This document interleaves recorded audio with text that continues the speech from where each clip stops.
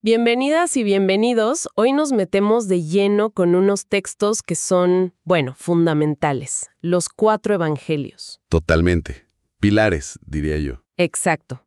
Y no queremos verlos como piezas de museo antiguas, no, sino como testimonios vivos, vibrantes sobre Jesús. Esa es la clave que siguen hablando hoy. Tenemos como base un análisis académico bastante denso, el EHB 2025-14, que se mete con su origen, su fiabilidad, el mensaje que traen. Un buen punto de partida para desmenuzar el tema. Nuestra idea hoy es tratar de entender por qué tanta gente, incluidos muchos historiadores, los consideran confiables históricamente, y también ver cómo cada uno pinta un retrato único de Jesús, pero que al final se complementan. Es como un polídromo, ¿no? Distintas caras de la misma figura. Me gusta esa imagen. Vamos a ver qué encontramos al mirar la evidencia histórica y también los enfoques más teológicos.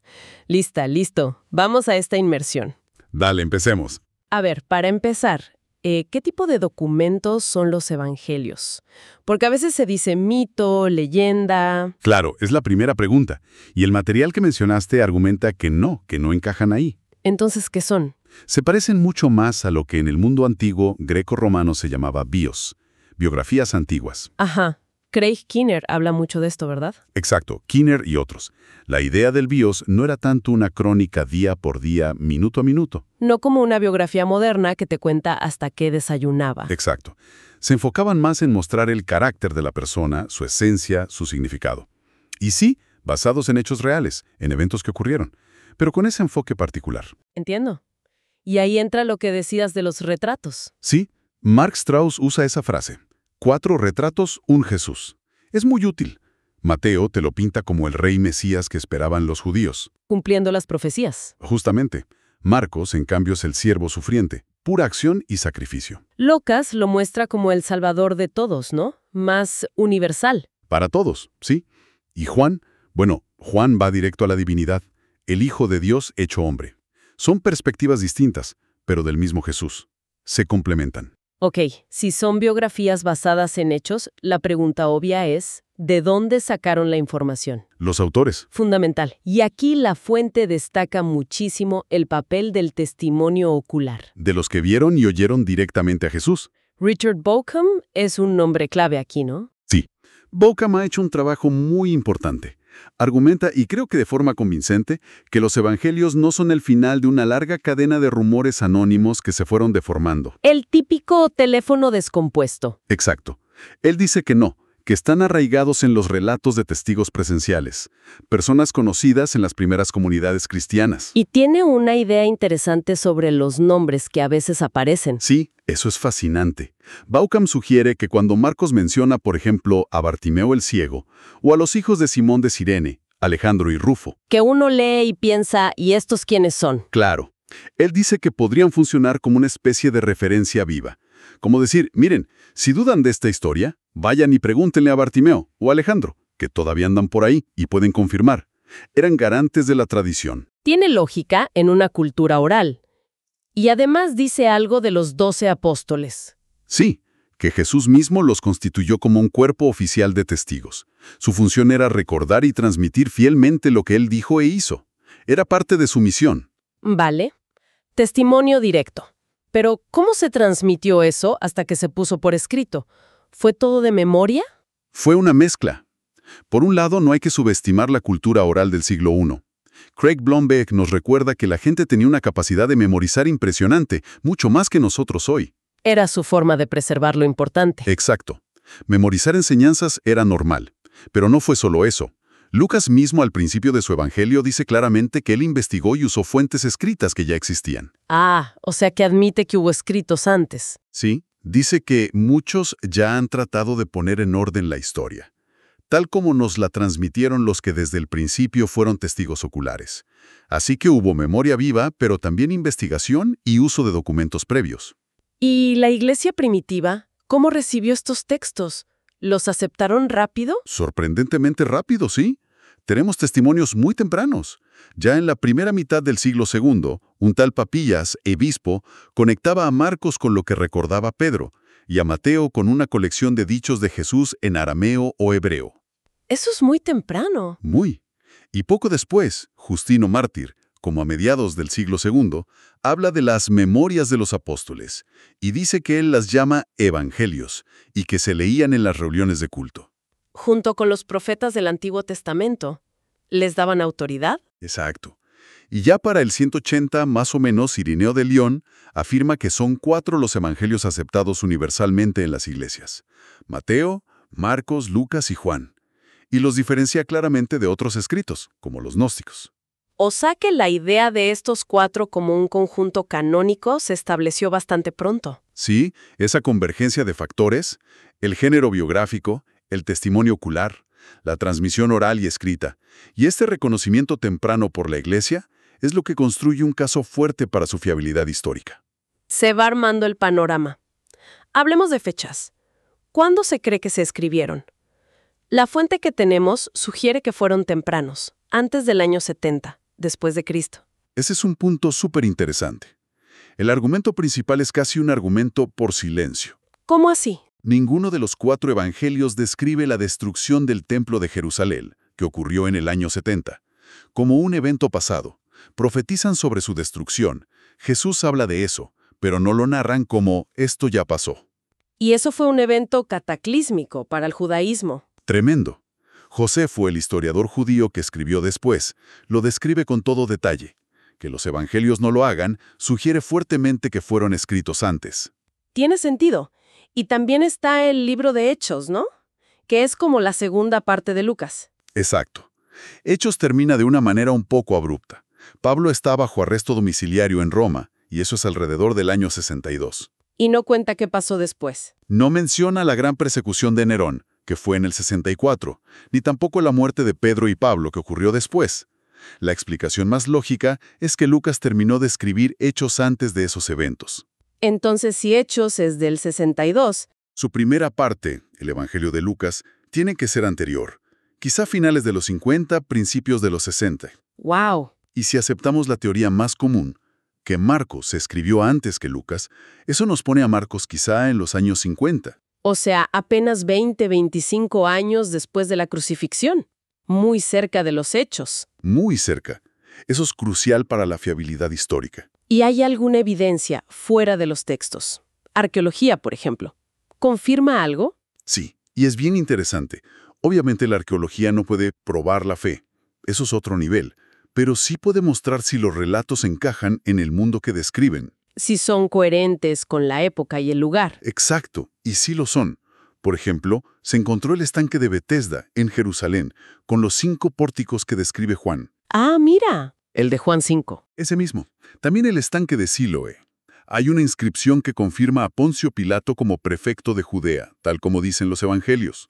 O sea, personajes y lugares reales. Y hasta se encontró un barco de pesca del siglo I hundido en el barro del mar de Galilea.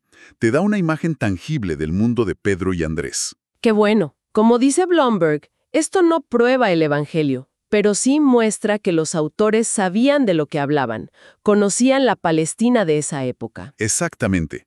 Le da verosimilitud al relato. Y dentro de los textos mismos, ¿qué herramientas usan los historiadores para evaluar su autenticidad? Usan varios criterios. Uno muy interesante es el criterio de dificultad o de vergüenza. ¿Vergüenza? Sí, son relatos que habrían sido incómodos o difíciles de explicar para la iglesia primitiva. Por ejemplo, que Jesús fuera bautizado por Juan. ¿Por qué el Mesías necesitaría un bautismo de arrepentimiento? Claro, suena raro. O la negación de Pedro, el líder de los apóstoles.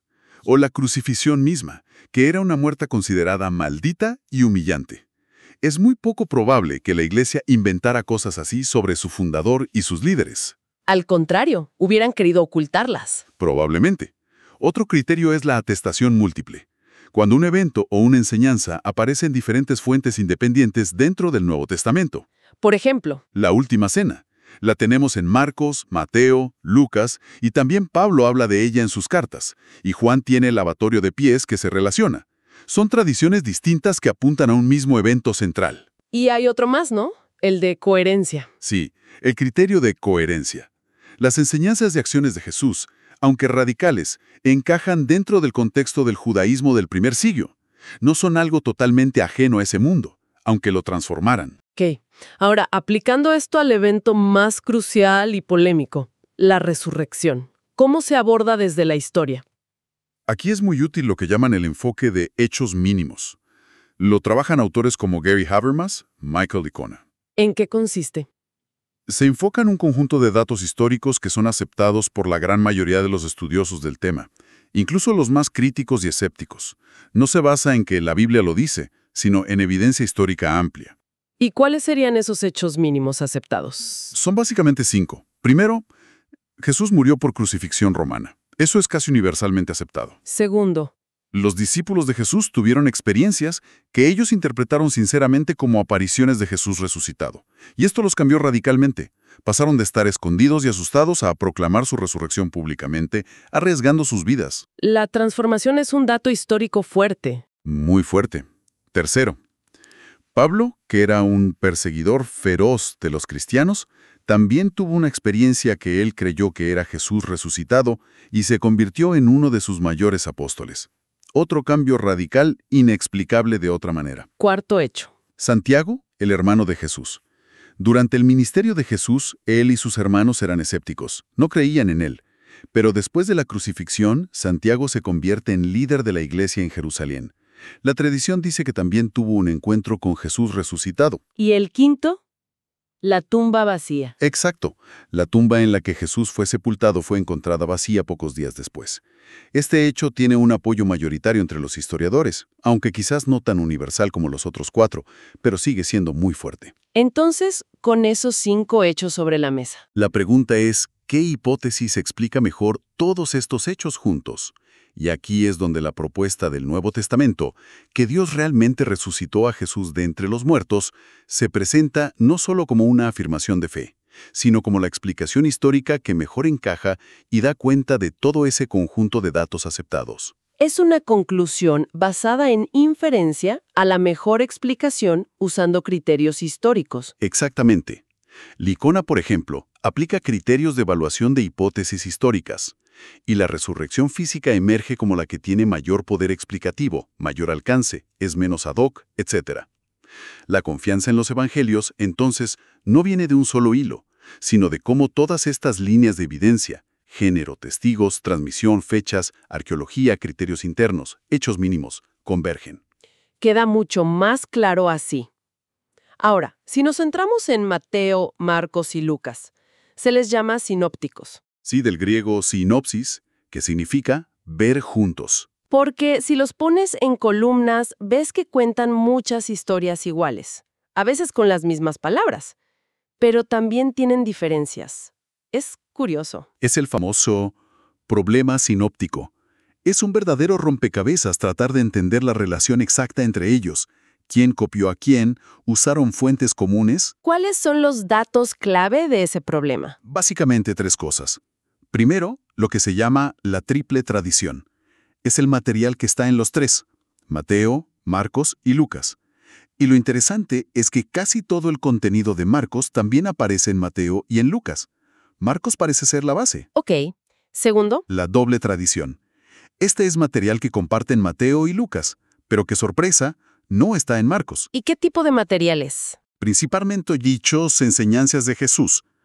El Sermón del Monte en Mateo o su paralelo, el Sermón del Llano en Lucas, es el ejemplo más famoso. Muchísimas parábolas también están aquí. ¿Y esto es la base para pensar que usaron otra fuente? Exacto. Una fuente común, perdida hoy, que contenía estas enseñanzas. Los eruditos la llaman Q. Q. ¿Por qué Q? Viene del alemán Kiel, que simplemente significa fuente. Es una hipótesis, claro, porque no tenemos ningún manuscrito de Q, pero es la forma más común de explicar por qué Mateo y Lucas tienen tanto material idéntico que no viene de Marcos. Entiendo. ¿Y el tercer dato? Son los llamados acuerdos menores. Son casos, no muchos, pero existen, donde Mateo y Lucas coinciden en cómo dicen algo, en una palabra o frase específica, en contra de cómo lo dice Marcos, incluso cuando están contando la misma historia que Marcos. Ah, eso complica las cosas. Un poquito, sí. Hacen que la solución no sea tan simple. ¿Y entonces cuál es la solución más aceptada para este problema sinóptico? La teoría dominante desde hace más de un siglo es la hipótesis de las 2 fuentes. o a veces se le llama de 4 fuentes, ahora te explico por qué. A ver, Sostiene que Marcos fue el primer evangelio que se escribió. Marcos primero, prioridad de Marcos. Eso. Luego, Mateo y Lucas escribieron los suyos de forma independiente el uno del otro, y para hacerlo usaron 2 fuentes principales, el Evangelio de Marcos, Que ya existía. y esa fuente hipotética de dichos, Q. Marcos plus Q. Esas son las 2 fuentes. Exacto. Y además, cada uno tenía su propio material exclusivo, que no está ni en Marcos ni en Q. A ese material se le llama M para Mateo y L para Lucas. Por eso a veces se habla de 4 fuentes, Marcos, Q, M y L. Vale, tiene sentido.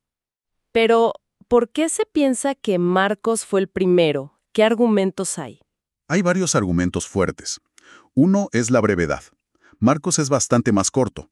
Parece más lógico pensar que Mateo y Lucas tomaron la base de Marcos y le añadieron cosas. Relatos de la infancia, más enseñanzas de Q, material propio, que pensar que Marcos tomó a Mateo o a Lucas y decidió cortar un montón de cosas súper importantes como el Sermón del Monte o las parábolas del Hijo Pródigo. Sí, suena raro que Marcos omitiera tanto. Otro punto es el estilo. El griego de Marcos es, digamos, más rudo, más directo, menos pulido que el de Mateo y Lucas. Más callejero, por así decirlo. Algo así. Y también presenta a Jesús y a los discípulos de forma más cruda a veces. Por ejemplo, Marcos dice que Jesús se enojó o se indignó en ciertas ocasiones. Mateo y Lucas tienden a suavizar esas expresiones. Parece más probable que ellos refinaran a Marcos que Marcos empeorara el estilo. Entiendo. ¿Algún otro argumento? El orden de los relatos. En general, cuando los 3 cuentan la misma historia, el orden que sigue Marcos parece ser la columna vertebral. Si Mateo o Lucas cambian el orden respecto a Marcos, es muy raro que coincidan entre sí en ese cambio. Usualmente al menos uno de los dos sigue el orden de Marcos. Eso sugiere que Marcos era la secuencia base. Parece bastante sólido. ¿Y hay otras teorías alternativas? ¿Mencionaste algo de Griesbach? Sí, la hipótesis de Griesbach fue popular antes. Propone que Mateo fue el primero, luego Lucas usó a Mateo, y finalmente Marcos escribió un resumen de Mateo y Lucas. Al revés de la otra teoría. Exacto. Tiene la ventaja de que explica bien los acuerdos menores sin necesidad de inventar una fuente Q. Ah, claro. Pero tiene problemas serios. El principal es explicar por qué Marcos habría omitido tantísimo material fundamental de Mateo y Lucas: Sermón del Monte, parábolas clave, relatos de resurrección. Y también porque su estilo parece más primitivo si estaba resumiendo textos más elaborados. Por eso la mayoría de los eruditos hoy prefieren la prioridad de Marcos y la hipótesis de las 2 o 4 fuentes. Muy bien. Ahora, todo esto de que usaron fuentes, que editaron el material, ¿cómo afecta eso la idea de que los evangelios son inspirados por Dios? ¿No suena muy humano? Es una pregunta crucial, y la respuesta es que no tiene por qué afectar negativamente. Teólogos como Gordon Fee hablan de la naturaleza dual de la Escritura. Es palabra de Dios, pero nos llega a través de palabras humanas, escritas por autores humanos en contextos históricos concretos. O sea, Dios no les dictó palabra por palabra. La visión mayoritaria es que no fue un dictado mecánico. La inspiración divina obró a través de los autores humanos, con sus personalidades, sus estilos, sus investigaciones, como admite Lucas, el uso que hicieron de fuentes orales y escritas, y el proceso editorial de seleccionar, ordenar y enfocar el material. El Espíritu Santo usando el proceso humano. Exactamente. Y entender esto es súper útil. Nos permite ver las diferencias entre los evangelios no como errores o contradicciones que hay que esconder, sino como decisiones editoriales intencionadas. Cada autor, guiado por el Espíritu, adaptó y presentó el material para enfatizar aspectos particulares de Jesús y su mensaje para su audiencia específica. Y eso es lo que estudia la crítica de la redacción. Justamente. La Redaktionsgeschichte analiza cómo cada evangelista actuó como un verdadero autor teológico, no solo como un corta y pega. Por ejemplo, mira la confesión de Pedro. En Marcos, Pedro dice, tú eres el Cristo. En Mateo, dice lo mismo, pero Mateo añade la respuesta de Jesús. Bienaventurado eres, Simón, sobre esta roca edificaré mi iglesia. Ajá, esa parte solo está en Mateo. Exacto. Y eso nos muestra el énfasis particular de Mateo en la iglesia, la comunidad de fe que Jesús estaba fundando. No es que Marcos se equivocara, es que Mateo tenía un propósito teológico adicional al incluir esa parte. ¿Entendido? Ese nos lleva perfecto a mirar esos retratos individuales. Empecemos con Mateo. ¿Cuál es su enfoque principal? Mateo escribe claramente para una audiencia con trasfondo judío, probablemente judeocristianos. Su gran objetivo es mostrar que Jesús es el Mesías prometido en el Antiguo Testamento, el cumplimiento de la ley y los profetas. Por eso tantas citas del Antiguo Testamento. Exactísimo. Usa constantemente esas fórmulas de cumplimiento. Esto sucedió para que se cumpliera lo dicho por el profeta. Además, estructura su evangelio de una forma muy particular, en 5 grandes bloques de enseñanzas de Jesús precedidos por narrativa. ¿5 bloques? ¿Como los 5 libros de la Torá? Esa es la idea que muchos ven. Presenta a Jesús como un nuevo Moisés, entregando la nueva ley del reino. Los títulos clave para Jesús en Mateo son Hijo de David, el Rey legítimo, Emanuel, que significa Dios con nosotros, y por supuesto, el Mesías. Y su tema central es el reino de los cielos. Usa esa expresión en lugar de reino de Dios, probablemente por respeto al nombre divino. Muy enfocado en la identidad real y mesiánica de Jesús para Israel. ¿Y Marcos? Ya dijimos que es diferente. Muy diferente. Marcos es pura acción, dinamismo. Es el evangelio más corto, va directo al grano.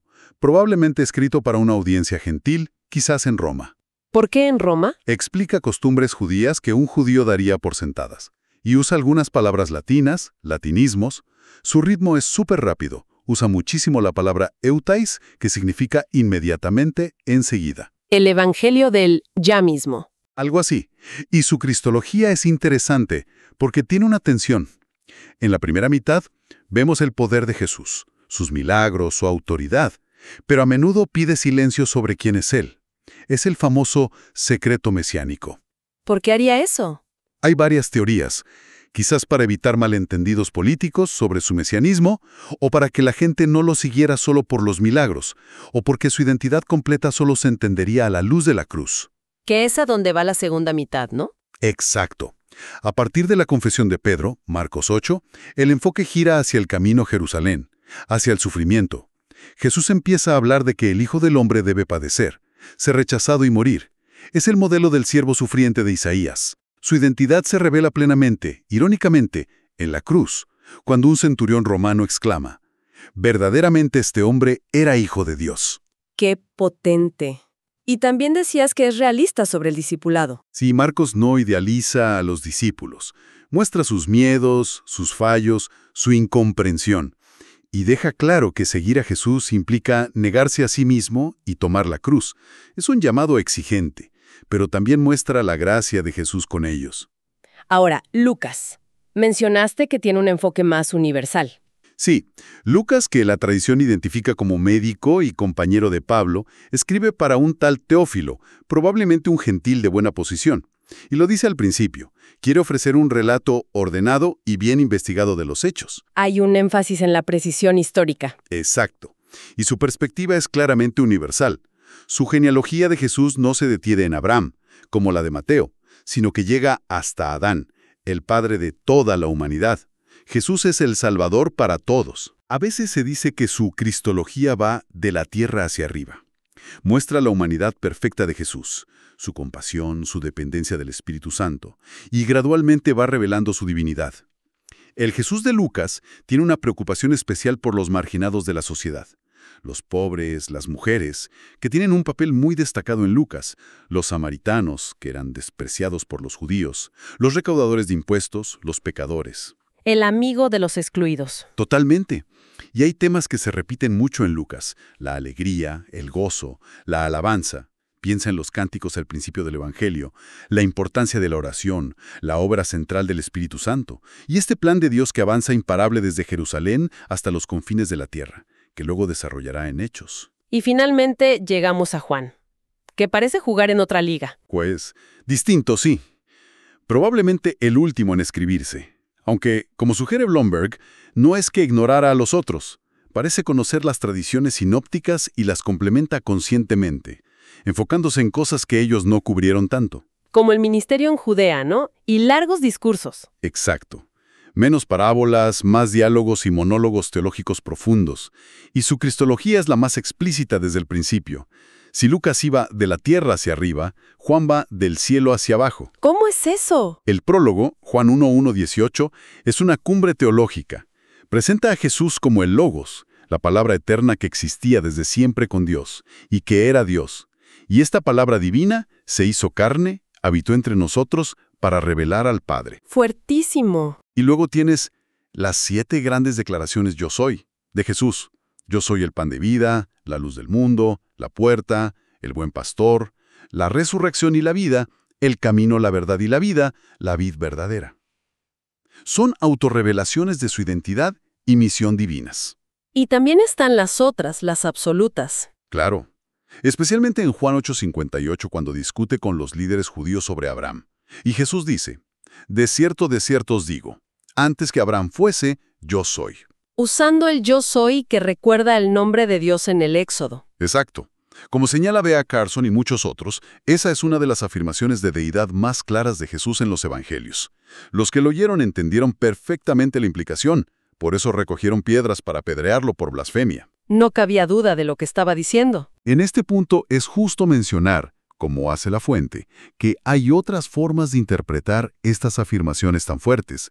Por ejemplo, la perspectiva unicitaria, asociada a autores como David K. Bernard. ¿Qué dice esa perspectiva? Interpreta que términos como padre e hijo no se refieren a dos personas distintas dentro de la deidad, sino a la única deidad de Dios, el Padre, y a su manifestación genuina en la humanidad de Cristo, el Hijo. Jesús sería entonces la encarnación visible del Dios invisible. Dios manifestado en carne, como dice Pablo. Esa es la idea central. Textos como 1 Timoteo 3:16 o Colosenses 2:9, en él habita corporalmente toda la plenitud de la deidad, son clave para esta visión. Jesús mismo dice, el que me ha visto a mí, ha visto al Padre. Juan 14:9. Es una lectura diferente de la relación padre-hijo, pero que también afirma rotundamente la plena deidad de Jesucristo. Es interesante conocer estas diferentes lecturas. Pero volviendo a los 4 evangelios que la Iglesia reconoció como canónicos. ¿Por qué 4? ¿Por qué no se quedaron con uno solo o quizás una mezcla de todos? Hubiera sido más simple, ¿no? Parecería más simple, pero la decisión de la Iglesia primitiva de canonizar estos 4, con sus diferencias y énfasis particulares, es muy significativa.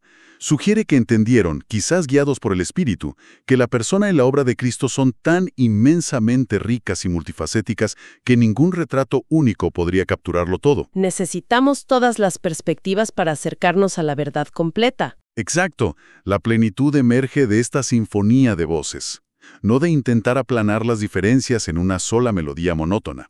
Por eso es tan importante leer a Mateo como Mateo, con sus preocupaciones judías y su énfasis en el reino. Leer a Marcos como Marcos, con su urgencia y su enfoque en el siervo sufriente. A Lucas como Lucas, con su visión universal y su compasión.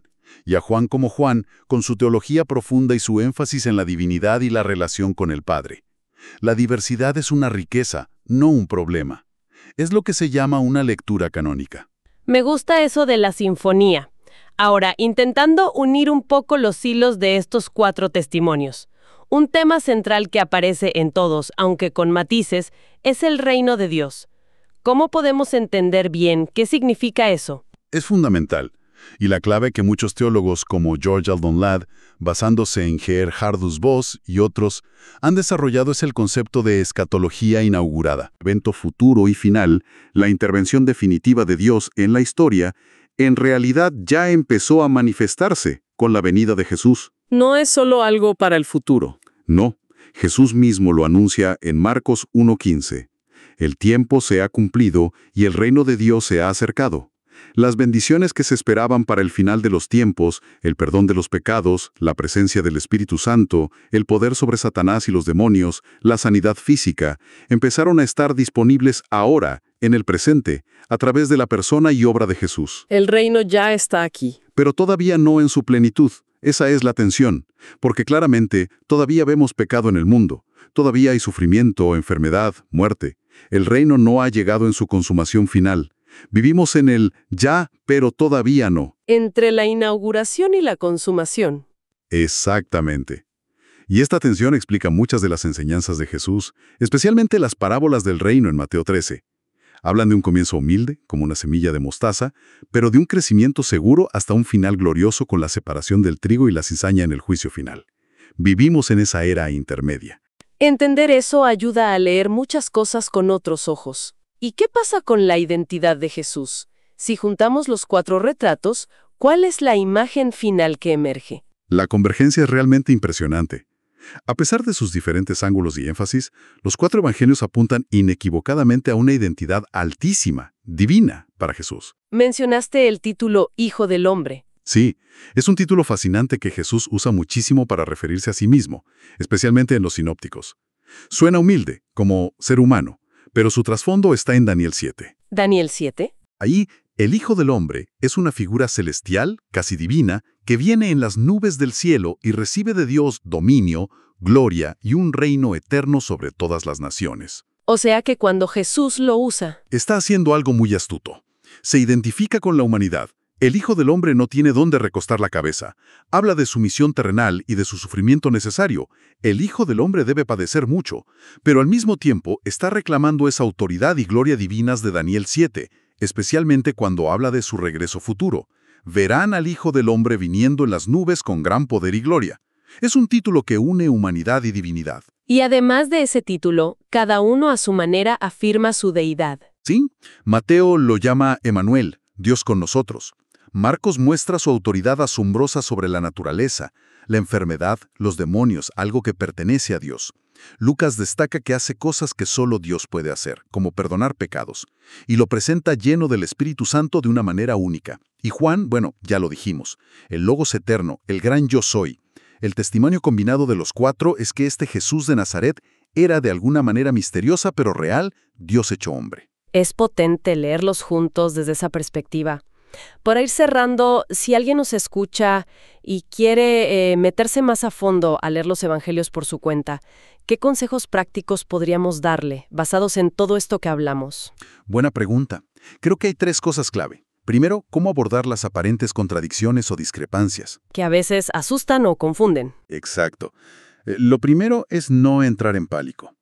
Recordar que cada autor tenía un propósito diferente y una audiencia diferente. A veces comprimían una historia, otras veces la expandían. A veces incluían detalles que otro omitía porque servían a su propósito teológico. Como el número de ciegos en Jericó, ¿no? Que Marcos dice 1 y Mateo 2. Ese es un ejemplo clásico. No necesariamente es una contradicción. Podría ser que Marcos se enfocara en el más conocido, Bartimeo, y Mateo incluyera a ambos. O simplemente son diferentes perspectivas del mismo evento. Hay que respetar la intención de cada autor y analizar el contexto. A veces incluso mirar el texto original si es posible. Ok, calma con las diferencias. Segundo consejo. Leerlos como lo que son, narrativas. Son historias. A veces nos acercamos a ellos como si fueran manuales de doctrina o listas de reglas morales. Pero son relatos con trama, con personajes que evolucionan, o no, con escenarios que importan, con tensión y resolución. Prestar atención a cómo cuentan la historia. Autores como Fee y Stewart insisten mucho en eso, ¿verdad? Sí, su libro La lectura eficaz de la Biblia es excelente en eso. Leer los evangelios como literatura, como narrativas poderosas, nos abre mucho la comprensión. Y tercero, cómo pasar de entenderlos a aplicarlos hoy. El puente a la aplicación tiene que ser cuidadoso.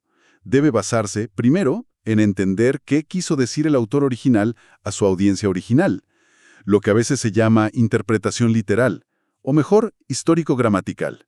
Entender el significado en su contexto. No sacar textos de contexto para que digan lo que yo quiero. Exacto.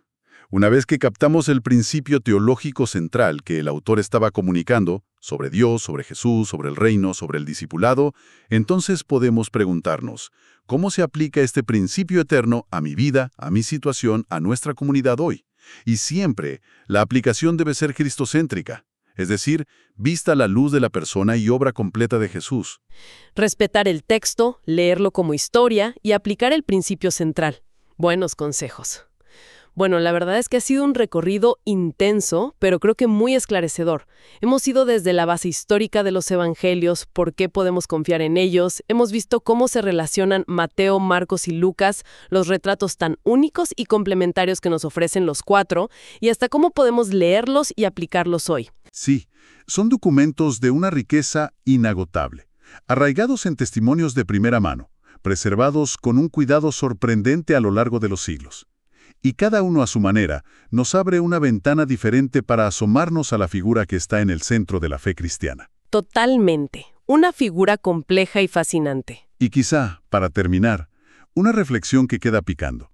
Los evangelios nos muestran a Jesús de forma simultánea como el siervo que sufre hasta la muerte más humillante, como lo vemos tan crudamente en Marcos, y al mismo tiempo nos lo presentan como el eterno yo soy, la revelación plena y autoritativa de Dios mismo, como proclama Juan sin rodeos. La humanidad más profunda y la divinidad más innegable, juntas en una persona. Exacto. Entonces, la pregunta para reflexionar podría ser: ¿cómo puede el hecho de mantener juntas estas dos realidades, esa profunda humanidad sufriente y esa innegable divinidad, impactar la manera en que una persona hoy enfrenta sus propias dificultades, sus propios sufrimientos? ¿O cómo entiende la autoridad final de Cristo en medio de un mundo tan complejo y a veces tan caótico como el nuestro? Esa es una pregunta que da para mucho, para seguir pensando y profundizando, sin duda. Una excelente nota para cerrar este análisis detallado. Muchísimas gracias por acompañarnos hoy.